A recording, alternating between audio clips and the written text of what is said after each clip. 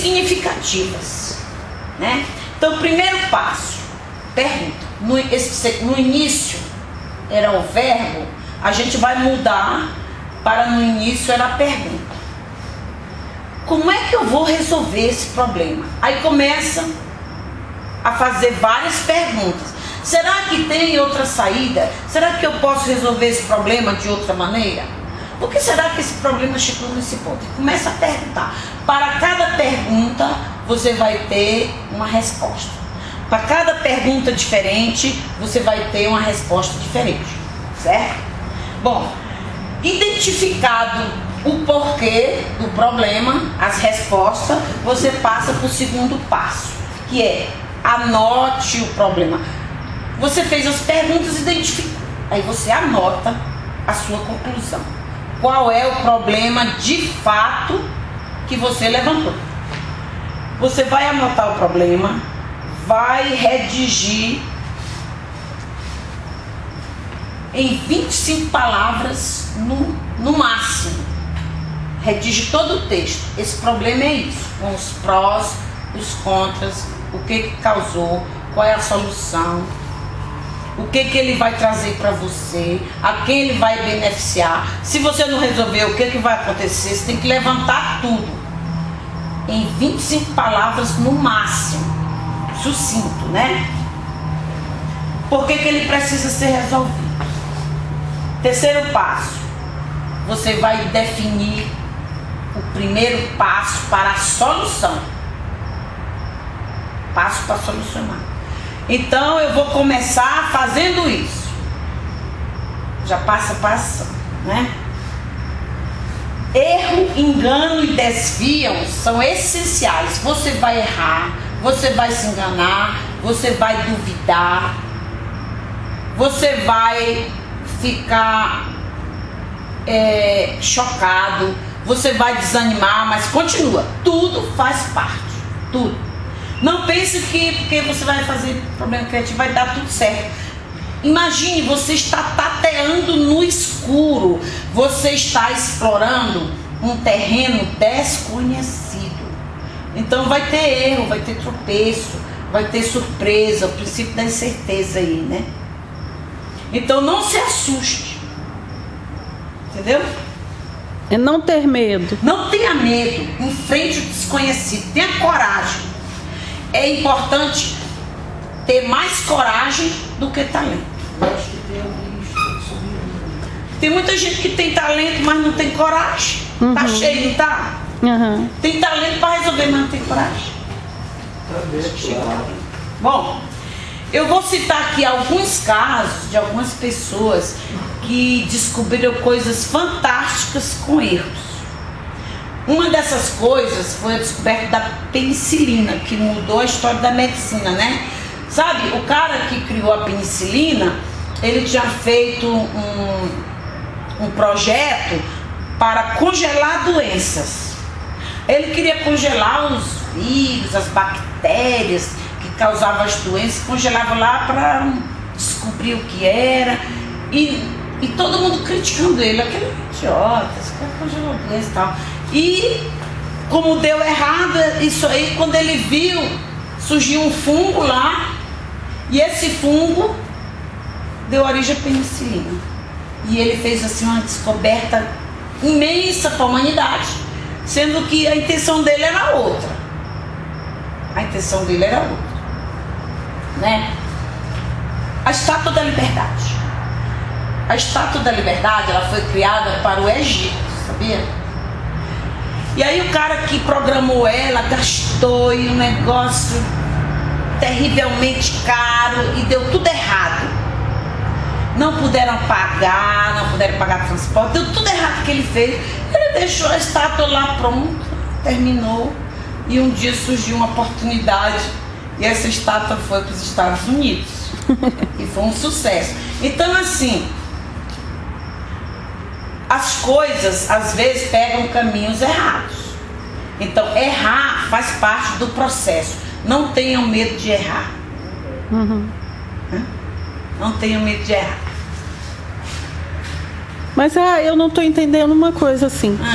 Você escreve a previsão da solução ou o que você deseja? Não, você escreve suas ideias. As suas ideias vão ser novas, vão em ser 25 palavras. Você, por exemplo, você tem um problema. Aí você, como eu poderia resolver esse problema? Aí você escreve todas as soluções possíveis. Ou os desejos seus, que o seu. Vamos falar de. Não, o desejo você quer resolver o problema, isso, né? é. Digamos. Fala. A minha questão é para virar de exemplo. Por exemplo. Quer entrar? Léo? Pode sentar aqui. Sim. Eu tenho um. Sim. Por exemplo, nesse exato momento estamos vivendo um problema lá no projeto, né? Sim. Dependemos de uma pessoa, certo? Essa pessoa detém um determinado conhecimento e, como conhece muito, nunca está ou raramente está disponível para uma determinada equipe. Certo. E assim, a situação já está se tornando crítica e até o momento ninguém consegue resolver esse problema, que é justamente fazer só um documento. Porque não é só buscar na internet, mas a gente precisa do conhecimento dessa pessoa em específico. E aí, assim, o que fazer para resolver? E essa pessoa não está disponível, né? Não está disponível, já está super cansada, está impaciente, e não... Bom, como seria uma solução do nível einsteiniano, né? Porque assim, de um nível normal seria pedir, implorar, insistir, mas a pessoa não se dá conta. No nível einsteiniano, como seria? Alguém quer sugerir alguma coisa? Nós estamos aqui, nós já estamos pensando como Einstein, ó. Vamos quebrar os padrões, vamos quebrar as regras, né? Como seria? Quer arriscar, Rafael? Escutar. Você queria escutar? Eu ainda estou no primeiro nível ainda. Olha, eu acho que talvez tenha que deixar essa pessoa ter um quiebre da falta de solução, da falta de disponibilidade para gerar um caos.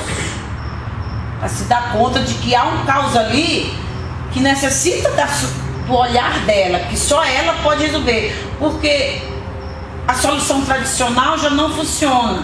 Normalmente quem sabe muito não se dá conta que os outros sabem pouco. Sabia? Que tem essa síndrome do conhecimento. Você acha que o outro tem que saber. Isso se dá assim nos especialistas. Os especialistas que sabem tudo, os grandes arquitetos, os grandes... Eles acham que a outra pessoa que está ali tem que saber o que ele sabe. E não sabe. É a síndrome da informação, do excesso de informação. Então essa pessoa tem que entrar em contato com um caos, para ter um quiebre. Eu estava agora numa reunião, né? E aí o gerente desse projeto lá do outro lado, que é o cliente, falou o seguinte: amanhã até as 2 horas eu preciso da resposta, se é viável ou não.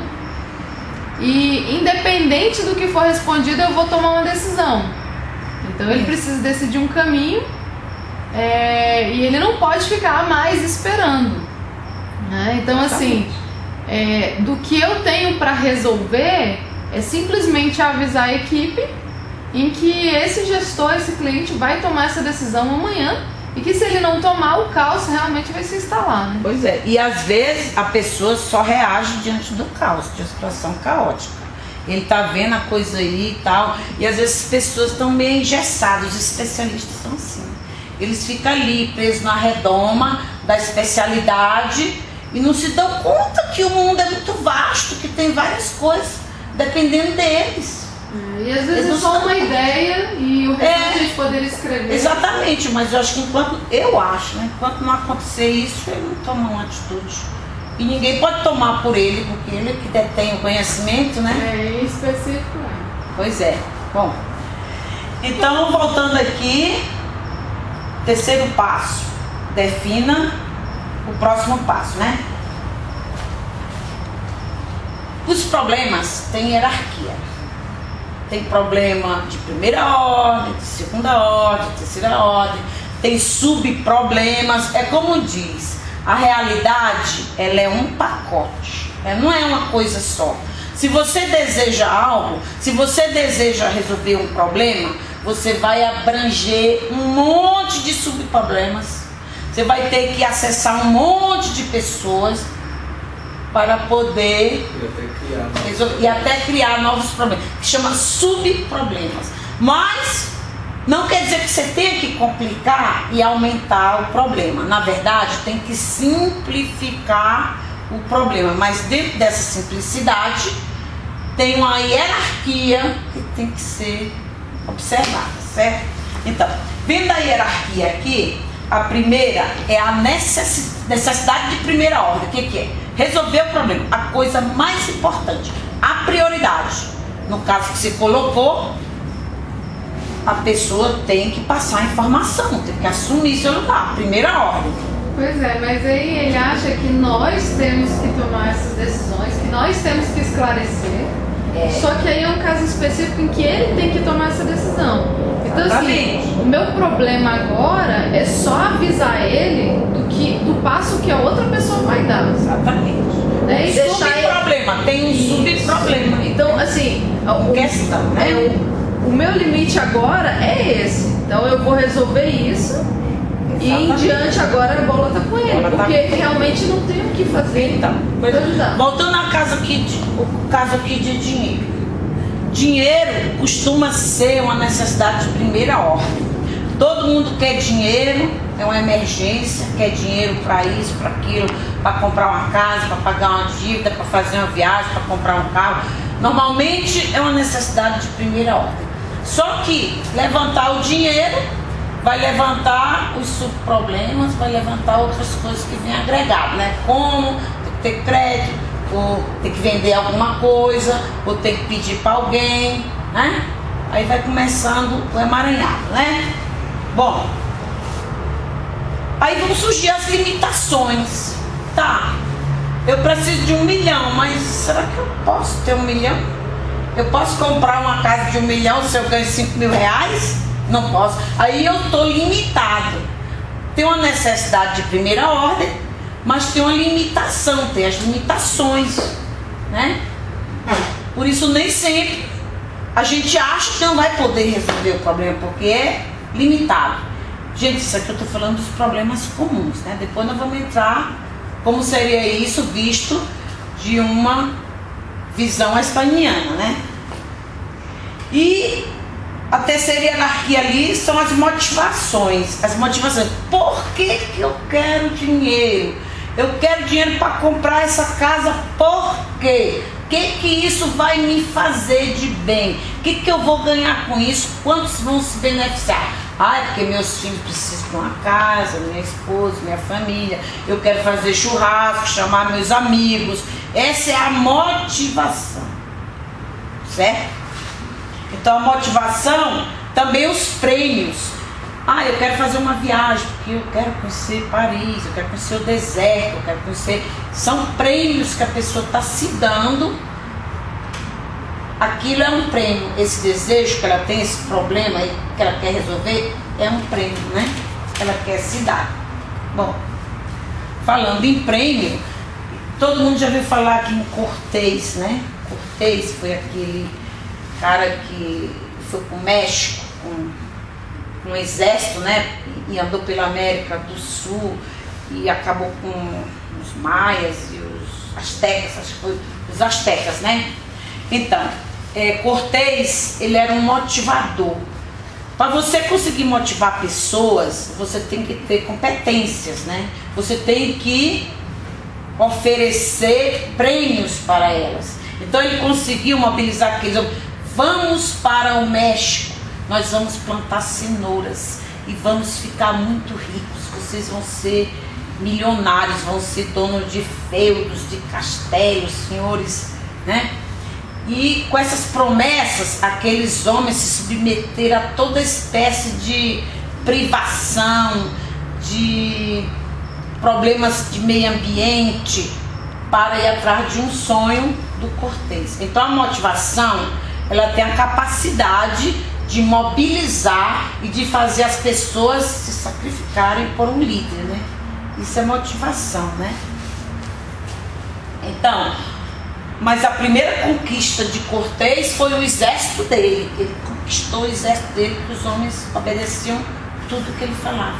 Mas como conquistar uma equipe difícil? Ah, pois é. Como conquistar?